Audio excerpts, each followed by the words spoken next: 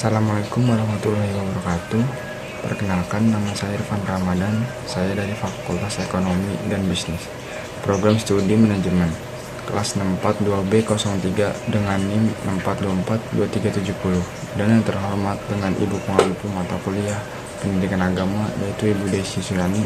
Di sini saya akan menjelaskan mengenai artikel dampak genosida di Palestina terhadap perekonomian dunia. Nah, kita sekarang masuk ke pendahuluan. Tragedi kemanusiaan yang terjadi di Palestina yang oleh banyak pihak disebut sebagai bentuk genosida telah mengundang perhatian dunia bukan hanya dari sisi moral, tetapi juga dari sisi ekonomi. Konflik yang berkepanjangan ini tidak hanya berdampak lokal, tetapi memicu ketidakstabilan ekonomi yang menjalar ke berbagai negara. Di era globalisasi, konflik regional bisa membawa dampak luas terhadap perdagangan energi dan kepercayaan pasar internasional. Nah, sekarang kita masuk ke pembahasannya. Pembahasan yang pertama, ketidakstabilan ekonomi di kawasan Timur Tengah. Wilayah Palestina berada di jantung Timur Tengah, kawasan yang strategis dalam peta geopolitik dan ekonomi dunia. Ketegangan yang terus berlangsung tidak hanya mempengaruhi warga Palestina, tapi juga mengguncang stabilitas negara-negara tetangga seperti Mesir, Yordania, dan Lebanon.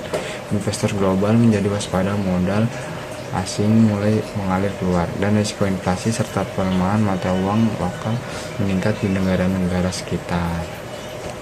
Nah, yang kedua yaitu kenaikan harga energi dunia. Meski Palestina bukan produsen minyak, instalasi konflik di kawasan tersebut menimbulkan kekhawatiran akan menyebar ketegangan ke negara-negara penghasil minyak utama. Akibatnya, harga minyak mentah di pasar global mengalami lonjakan karena kekhawatiran pasokan terganggu. Negara-negara pengimpor energi pun harus menghadapi tekanan ekonomi yang lebih besar akibat biaya bahan bakar yang naik dan biaya produksi yang ikut melonjak. Yang ketiga, beban tambahan dan negara donor.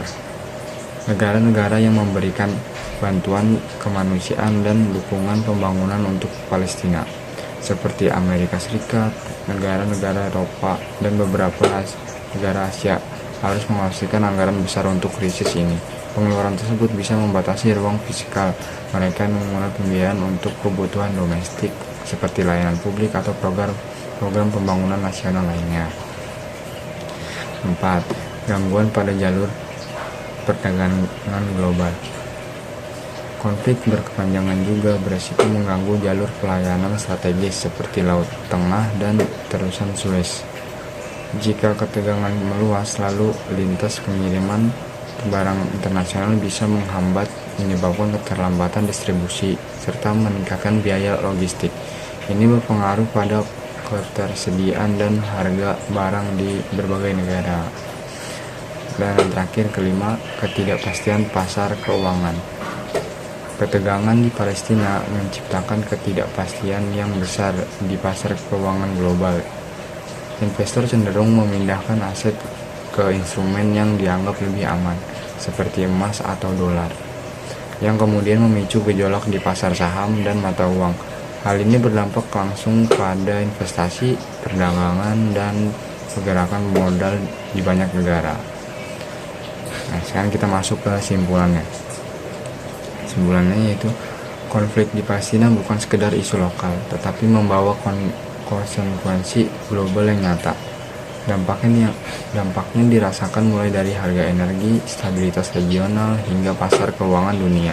Oleh karena itu, penyelesaian damai menjadi penting bukan hanya demi kemanusiaan, tetapi juga demi kestabilan ekonomi dunia semakin terhubung satu sama lain. Sekian penjelasan artikel dari saya, kurang lebihnya mohon maaf apabila ada salah kata.